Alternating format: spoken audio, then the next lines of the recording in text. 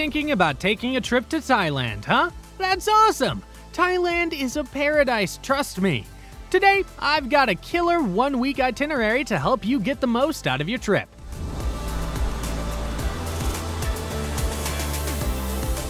So, here's the deal. We're gonna hit 3 must-see spots in just 1 week. Yeah, you heard me right. First up, we've got Bangkok, the buzzing capital. Next, we're diving into the history of Ayutthaya.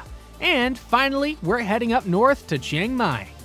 Don't stress about where you're gonna stay. I've got some awesome recommendations for hotels and hostels that fit any budget. Stay tuned, because in my video, I'll give you all the inside tips you'll need, like the coolest activities to do. So, who's excited? Smash that like button if you're as pumped as I am, and don't forget to subscribe for more awesome travel content. Day 1 and 2, Bangkok.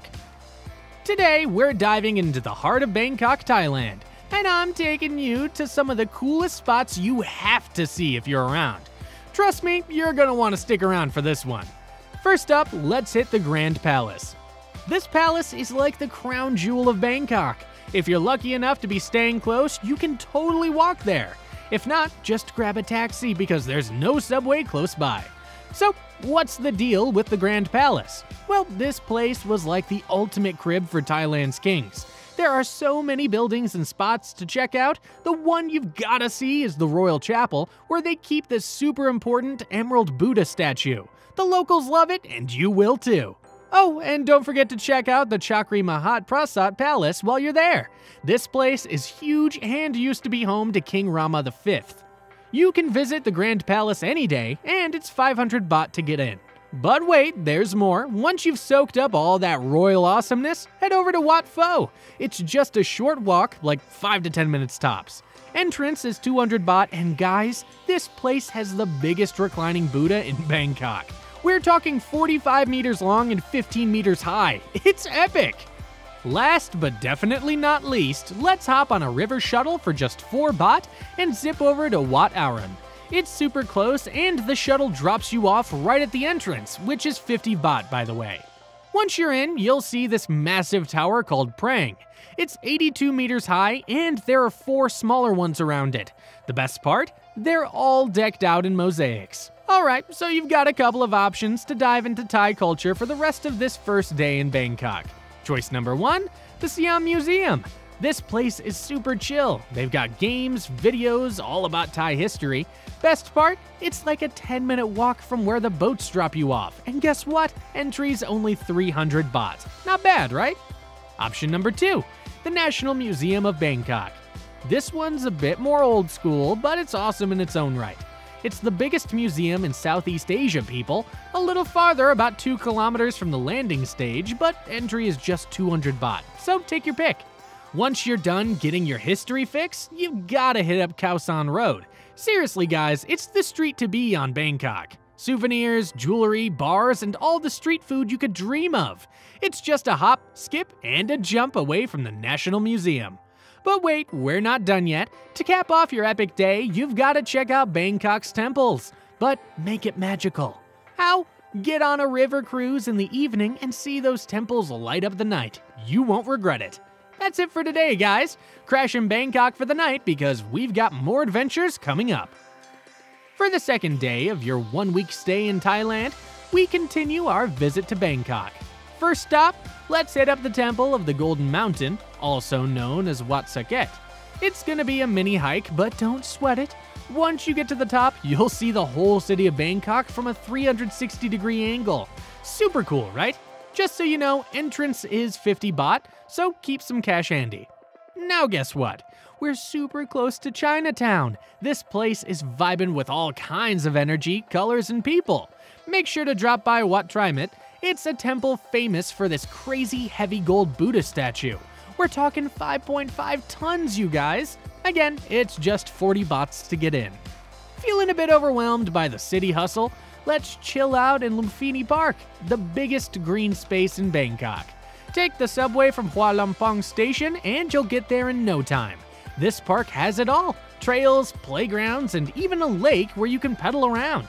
Oh, and keep an eye out for those giant lizard things. They're called Malay monitor lizards and they're pretty wild. Alright, if you're a shopaholic, you'll want to hit up the Siam district. This place is packed with big malls where you can shop till you drop. And for all my fellow foodies, these malls have got huge food courts that'll make you drool. Now, let's cap off the night. 2 choices. If you're feeling fancy, how about some rooftop vibes? Sky Bar Lebua or King Power Mahanak on Skywalk are awesome spots. Just a tip, book your tickets in advance. Or, if you're up for some action, catch a Muay Thai boxing match. Trust me, the energy is electric. Before we wrap this up, a couple of quick tips.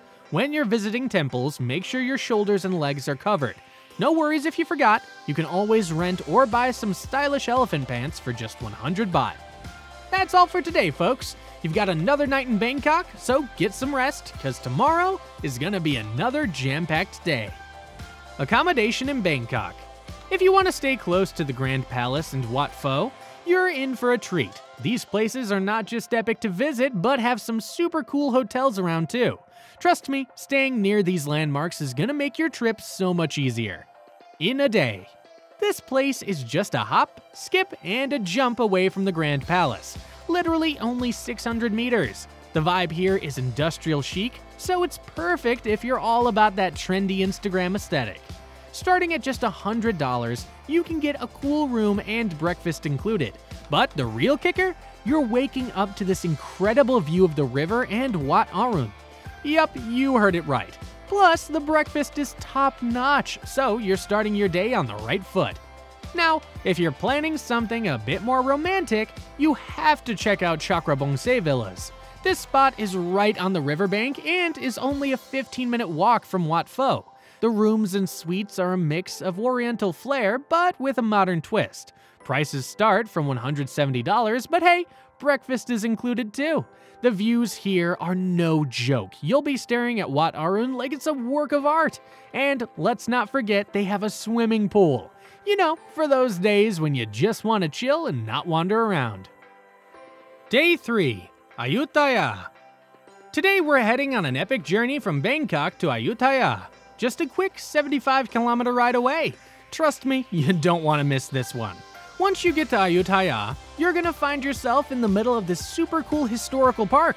Guess what? It's a UNESCO World Heritage Site, guys, so you know it's gonna be dope. This place is huge with all these ancient temples scattered around, right? Walking is not an option unless you're up for a marathon. So what's the best way to explore? Grab a bike. It's only 50 baht for the whole day. Not feeling the bike life? No worries. You've got options. Rent a scooter for 200 baht or go VIP and hire a tuk-tuk for the day. The driver will basically be your personal chauffeur, taking you to all the cool spots and waiting while you check things out. Just heads up, the tuk-tuk will cost you a bit more, 1,200 baht. But hey, try to haggle that price down a bit. Now let's talk temples. Most of the big name ones will set you back 50 baht to get in. Some of the less popular or kind of out of the way ones are cheaper, like 20 baht, or sometimes even free. If you're planning on seeing a bunch, check out the 6 Temple Pass for 220 baht. It's a steal and gets you into Wat Mahathat, Wat Rashabharana, Wat Phra Si Samphet, Wat Phra Ram, Wat Mahayang, Wat Chai Wat Hanaram. At the end of the day, you can either head back to the bustling city of Bangkok for a night of fun, or you could crash at Ayutthaya and soak up more of those ancient vibes. And hey, if you're feeling adventurous, why not skip all that and head straight to Chiang Mai for some jungle action? Day 4 through 6, Chiang Mai. Today we're heading to an absolute gem in Thailand, Chiang Mai. This place is the chill younger sibling to the busy Bangkok, and it's got so much to offer. So let's get into it. We're diving straight into the heart of Chiang Mai, the old town. This place is basically a jackpot of temples, museums, and oh man, the food spots. Itinerary time. Here's the game plan. First up, we're heading to Wat Phra Singh. Guys, it's the most famous temple in Chiang Mai. And the best part, totally free to enter. So snap those pics and soak in the vibes. Next up, Wat Shedi Luang. Ever heard of the Emerald Buddha? Well, it used to chill here before it moved to Bangkok. Entry is just 40 baht, and that's like $1 and a bit. Now get those cameras ready for Wat Inthakin Sadu Muang. This temple is made completely out of teak wood. Yup, teak wood. And guess what? It's free to check out. Now, let's hustle over to the Monument of the Three Kings. Super cool spots, lots of history. Speaking of history, you've got choices. There are 3 museums right near the monument. You can dive into the Cultural Center, the History Center, or get artsy at the Lanna Folk Art Museum. Each one tells you a slice of Chiang Mai's story. Then, let's time travel to Wat Chiang Man, the oldest temple in the city. We're talking 13th century vibes here. Feeling snackish? Good. Hit up Moon Wong Road and then make your way to Walrot Market. It's the biggest in the city, guys, and you're gonna want to try all the fruit they've got. Keep the temple run going with a visit to Wat Sian Phang, Wat Buparam, and Wat Mahawan. These places are jaw-dropping. Just keep some change handy. Wat Buparam has a 20 baht entry fee. Wrap up your epic day at the night bazaar if it's a weekday. But if you're there on the weekend, you've got the Saturday or Sunday night markets to explore. This is where you get those souvenirs and munch on killer Thai street food. And hey, if you're not too beat, there are actually guided tours of the night market complete with food tastings. The next day, continuation of your stay in Thailand for a week. First, you gotta check out Doi Suthep National Park.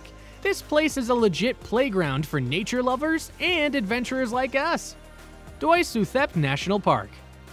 Number 1. Wat Phra That Doi Suthep. This isn't just any temple, guys. It's sitting on top of a hill, and the view of Chiang Mai from up there is insane. You can get in for just 30 baht. Number 2. Bubing Palace.